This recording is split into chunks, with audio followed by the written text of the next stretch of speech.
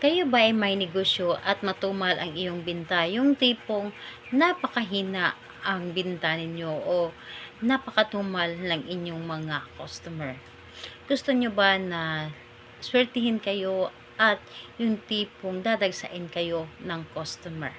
Hello mga guys, kumusta kayo? Panibagong araw, panibagong video na naman tayo. And sa araw na ito, ay isa na ng video ang aking ituturo sa inyo na simpleng gabay o simpleng pamamaraan na makakatulong sa atin. At bago ang lahat, gusto ko lang mag-disclaimer sa mga taong hindi naniniwala at hindi gusto ang mga kagaya nitong video. Please skip this video and maghanap ka ng videos na gustong gusto nyo dahil ang video na ito ay para lamang ito sa mga taong naniniwala and gusto mag-try.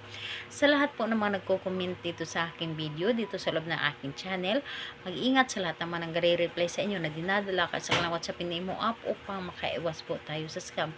Ngayon, ituturo ko sa inyo paano nga ba tayo makapagbinta ng marami sa araw-araw. Yung tipong dadagsain tayo ng mga customer. Kung isa kayo sa may mga negosyo, kahit anong klaseng negosyo, ay gawin ninyo ito. So, dito po is kailangan natin ng ating gagamitin. Kailangan mo dito maghanda ng pulang tela. Kahit anong klaseng tela, basta pula. Kailangan natin dito ng 3 coin. Kung meron kayong luma na coin, mas maganda na yun ang gagamitin ninyo. Pero kung wala, kahit anong coin na lamang at kahit anong currency ng coin is pwede. And kailangan din natin dito ng bigas. Yung bigas na malagkit, yung ginagawang biko, dahil yung bigas na malagkit is maganda yon sa paggawa ng pampaswerte. And kailangan din natin ng munggo, kahit ilang piraso ng munggo. Nakadepende na po sa inyo kung gaano karami, pero konti lang. And kailangan din natin dito ng 3 buto ng langka. So, 3 buto ng langka, yun ang ating gagamitin. Dahil ang langka sa lagi naman yan natin ginagamit, lalo na kapag nagbubukas tayo ng tindahan. So, langka po is, yung kailangan natin dito is yung buto ng langka. And syempre, kailangan natin dito ng kaunting asin dahil ang asin ay pangontra malas ito.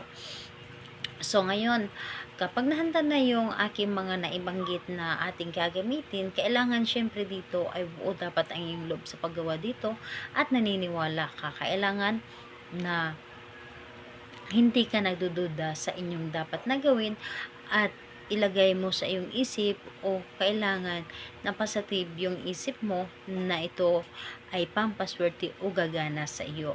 So, kapag nahanda mo na yung lahat ng ating gagamitin, ibalot mo ito sa sa pulang tela. Ibalot mo ito sa pulang tela lahat, haluin mo ito doon at ilagay ito sa iyong lagayan ng binta. So, ayun, kailangan na ilagay mo siya doon and kailangan nating positive ka lang and hindi nyo lang namamalayan yung mga customer ninyo padami na pala. And ito ay dadagsain kayo. So, gawin mo ito, mas maganda na gawin mo ito sa araw ng Tuesday or di kaya Friday. Wala sa araw ito, wala sa oras ito, basta araw ng Tuesday or Friday lamang ang paggawa nito.